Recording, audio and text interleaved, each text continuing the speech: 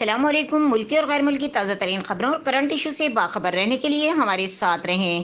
خبروں کا سلسلہ آگے بڑھاتے ہوئے رخ کریں گے لاہور کا، جہاں 4 سالہ بچے کو اغوا کرنے کی کوشش کرنے والا ملزم صدیق چند گھنٹوں میں گرفتار کر لیا گیا۔ D I G operations captain retired Sohail Chaudhry کی ہدایت پر 15 پر کال کی کارروائی۔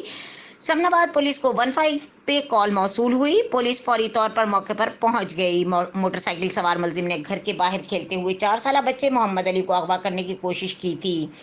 گھر والوں کے باہر آنے پر ملزم بچہ چھوڑ کر بھاگ گیا۔ سی سی ٹی وی ویڈیو کی مدد سے سمناباد پولیس نے ملزم صدیق کو چند گھنٹوں میں ہی گرفتار کر لیا۔ ملزم صدیق کے خلاف مقدمہ درج کر کے مزید تفتیش کے لیے انویسٹیگیشن ونگ کے حوالے کر دیا گیا۔